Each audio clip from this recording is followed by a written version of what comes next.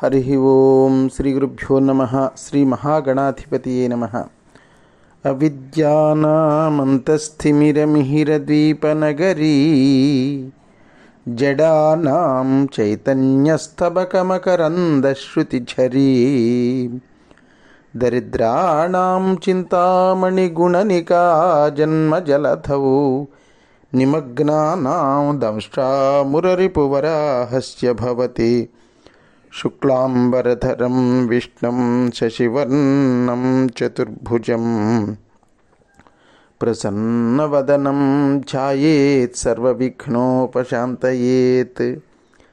వందే గురుపదద్వంద్వమవాన్మానసగోచరం రక్తశుక్లప్రభామిశ్రమతర్క్యం త్రైపురం మహః. సానందమానందవనే వసంతం ఆనందకందం హతపాపబృందం వారాణసీనాథమనాథనాథం శ్రీ విశ్వనాథం శరణం ప్రపద్యే. విశ్వేశం మాధవం ఢుంఢిం దండపాణిం చ భైరవం వందే కాశీం గుహాం గంగాం భవానీం మణికర్ణికాం. హర నమః పార్వతీపతయే. హర హర మహాదేవ శంభో శంకర. పాశుపత వ్రతం అంటే ఏమిటి అనేటటువంటిది చెప్పుకుందామని మనం నిన్నటి రోజున ప్రస్తావన చేసుకున్నాం. ఒకసారి దేవతలంతా కలిసి ఆ పశుపతి దర్శనానికి బయలుదేరారు. కైలాసంలోని మహోన్నత శిఖరం మీద భోగ్యం అనేటటువంటి శివ సన్నిధానానికి ఈ దేవతలంతా కూడా చేరుకున్నారు. మహాదేవుడికి అత్యంత ప్రీతిపాత్రుడైనటువంటి నారాయణమూర్తి ముందుగా తన గరుడ వాహనాన్ని దిగి నడక ప్రారంభించాడు. వెనకాతల మిగతా దేవతలందరూ వెళుతున్నారు. భోగ్యం అని పిలువబడేటటువంటి ఆ పట్టణం ఉన్నటువంటి దివ్య ప్రదేశం అంతా కూడా ఎంతో ఆనందంగా సంచరిస్తున్నటువంటి మృగములతో నిండి ఉన్నదిట. అక్కడ మధురమైనటువంటి గానం వినిపిస్తోంది. ఆ కొండ చర్యల వెనక వైపు అంతా చీకటిగా ఉంది. అక్కడ ఆ ప్రదేశంలో మనోహరమైనటువంటి పిల్లగాలులు వీస్తున్నాయి. సెలయేళ్ళు ప్రవహిస్తున్నాయి. చుట్టుపక్కల అసంఖ్యాకంగా దివ్య భవనాలు ఉన్నాయి. మెల్లమెల్లగా నడిచేటటువంటి రాజహంసలు, మంచి సువాసనలు వెదజల్లేటటువంటి చందన వృక్షాలు, ఇలా ఆ ప్రదేశం అంతా కూడా మహాసుందరంగా ఉన్నది. అలాంటి ఆ రమ్యమైనటువంటి ప్రదేశంలో కొద్దిగా ముందుకు నడిచి వెళ్ళేసరికి ఆ భోగ్యం అని పిలువబడేటటువంటి ఆ నగరం యొక్క మొట్టమొదటి ప్రాకార మహాద్వారం కనబడింది. బ్రహ్మ విష్ణువు ముందుగా దానిలోనికి ప్రవేశించారు. తర్వాత మిగతా దేవతలందరూ కూడా వారి వెనకాతల వెళుతున్నారు. ఇంకొక 2-3 ప్రాకారాలను దాటితే అక్కడ కొందరు దేవతారమణులు శ్రీహరి మీద పువ్వులు అక్షింతలు జల్లి కుంకుమను సమర్పించి స్వాగతం పలికారు. ఇలా ఒక్కొక్క ప్రాకారం దాటుకుంటూ ఒక 10 ప్రాకారములు దాటి 11వ ప్రాకారం దగ్గర ఉన్నటువంటి మహాద్వారం గుండా లోపలికి ప్రవేశించారు బ్రహ్మ విష్ణు. అక్కడ సూర్యమండలాన్ని పోలి ఉన్నటువంటి మణిమయ మంటపం ఒకటి కనబడింది. ఆ మంటపం అనేక రకములైనటువంటి అలంకరణములతో ఉన్నది. ఆ మంటపానికి మళ్ళీ 28 మహాద్వారాలు ఉన్నాయి. ఇంకా అంతరాళాలు ఉన్నాయి. ఆ మంటపం లోపలే గణపతి, కుమారస్వామి, ఇంకా ప్రమథ గణముల యొక్క నివాస స్థానాలు ఉన్నాయి. శ్రీగంధపు చెట్లతోటి కూడినటువంటి ఉద్యానవనములు, బంగారు తాపడం చేయబడినటువంటి మెట్లు, చక్కటి దిగుడు బావులు, సరస్సులు, ఇలాంటి వాటితో ఆ మంటపం విలసిల్లుతోంది. రాజహంసలు, నెమళ్ళు, కోయిలలు, చక్రవాక పక్షులు, ఇలాంటి వాటితో ఎంతో మనోహరంగా ఆ ప్రదేశం కనబడింది. ఎంతో శ్రావ్యంగా, శ్రావ్యము అంటే ఏమిటి? విన్న కొద్దీ ఇంకాస్త వినాలి, ఇంకాస్త వినాలి, ఇంకా వినాలి అని అనిపించడాన్ని శ్రావ్యం అంటారు. అలా ఎంతో శ్రావ్యంగా సంగీతాన్ని ఆలపిస్తూ వేలాది మంది రుద్రకన్యలు అక్కడ ఉన్నారు. ఇంకా అక్కడ అప్సరసలు ఎంతో అందంగా నాట్యం చేస్తున్నారు. నెమలికి నేర్పిన నడకలివా అన్నంతగా నాట్యం చేస్తున్నారట. అలాంటి ఆ మహేశ్వరుడి యొక్క నివాసాన్ని చూసి బ్రహ్మ, విష్ణు, వారి వెనకాతల వచ్చినటువంటి దేవతలందరూ కూడా ఇవన్నీ చూసి ఆశ్చర్యపడినటువంటి వాళ్ళై ఎంతో విస్మయాన్ని చెందారు. అక్కడే వేల కొద్దీ రుద్రగణాలు, మరిన్ని స్ఫటికములతో నిర్మింపబడినటువంటి భవనాలు, యక్షులు, కిన్నెరలు, సిద్ధకన్యలతో ఆ భవనాలు ఉన్నాయి. మరికొంచెం ముందుకు వెళ్ళారు వీళ్ళు.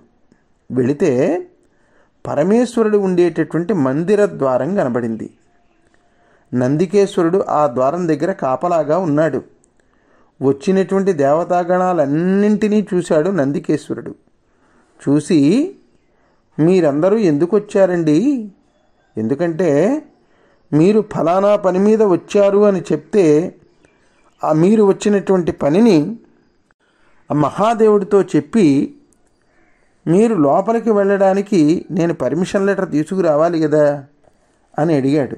అడిగితే నందీశ్వర నమస్తుభ్యం సాంబానంద ప్రదాయక మహాదేవస్య సేవార్థం అనుజ్ఞాం దేహిమే ప్రభోని కదా అంటాం.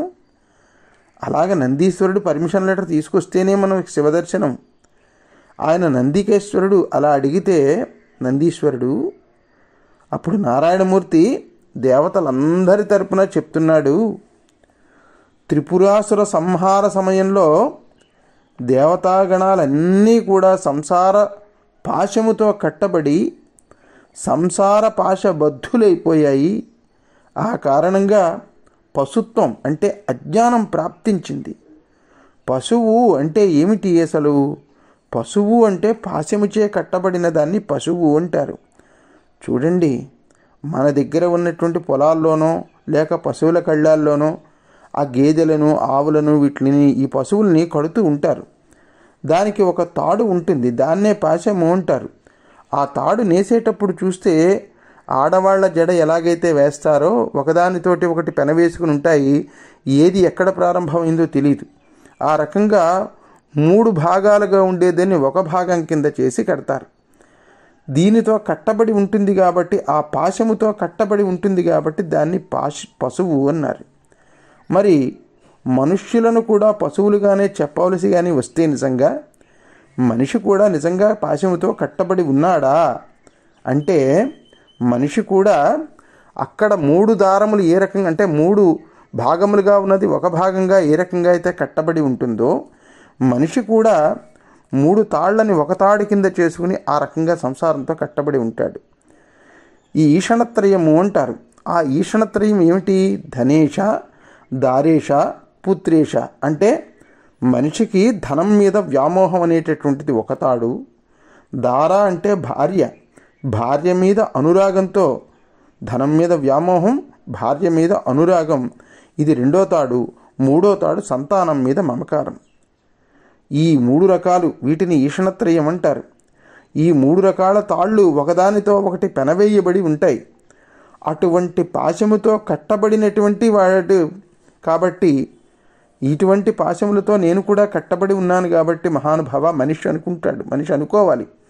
ఇటువంటి పాశముతో కట్టబడి నేను కూడా పశువునే అయిపోయాను మహాదేవా, పశుపతినాథ అని మనం శరణు వేడుకోవాలి మహాదేవుణ్ణి. నేను పశువునైతే నువ్వు పశుపతివి కదా అంటాడు కదా అధూర్జటి. ఆ విషయాన్ని మనం కాస్త జ్ఞప్తిలో ఉంచుకోవాలి. సరే, ఇక్కడ దేవతలందరూ అంటున్నారు, త్రిపురాసుర సంహార సమయంలో దేవతాగణాలన్నీ కూడా సంసార పాశు బద్ధులైపోయాయి. ఆ కారణంగా పశుత్వం ప్రాప్తించింది. ఆ సంసార పాశములను ఇకనైనా విడిపించుకుని పశుత్వాన్ని అంటే అజ్ఞానాన్ని విడిచిపెట్టి జ్ఞానమయ జీవితాలను గడపాలని ఆ మహాదేవుణ్ణి వేడుకుందామని వచ్చామయ్యా నందీశ్వర అన్నాడు శ్రీ మహావిష్ణువు. నందీశ్వరుడు లోపలికి వెళ్ళి పరమశివుడికి విన్నవించాడు. నారాయణమూర్తి వచ్చాడు అంటే ఇంక మహాదేవుడికి ఎక్కడ లేని ఆనందం ఆవహించి, ఎక్కడ లేని ఆనందం ఆవహించి పరవశించిపోతాడు. అయ్యయ్యో, నన్ను పర్మిషన్ అడగడం ఏమిటిరా, పర్మిషన్ వచ్చేసింది, ఎప్పుడూ ఉంటుంది విష్ణుమూర్తి వస్తే ఆయనకి నేను ప్రత్యేకంగా అనుమతి ఏమీ అక్కర్లేదు, ఆహ్వానాలు అవిని, ఈ ఇల్లు ఆయన ఇల్లే, ఎంత పని చేశావు నువ్వు, వాళ్ళని ఆపావా, తీసుకురావాల్సింది తిన్నగా అని పరమశివుడు చెప్తే నందికేశ్వరుడు వచ్చాడు. అయ్యా, పర్మిషన్ లభించింది, మీరు లోపలికి వెళ్ళవచ్చు అన్నాడు. తర్వాత జరిగినటువంటి కథా కార్యక్రమం మనం రేపటి భాగంలో శ్రద్ధగా వినేటటువంటి ప్రయత్నం చేద్దాం భక్త మహాశైలారా. అంతవరకు స్వస్తి ప్రజాభ్య పరిపాలయంతాం న్యాయేన మార్గేణ మహిమహీషాః. గో బ్రాహ్మణేభ్య శుభమస్తు నిత్యం. లోకా సమస్తా సుఖినో భవంతు. సర్వే జనా సుఖినో భవంతు. హర నమః పార్వతీపతయే. హర హర మహాదేవ శంభో శంకర.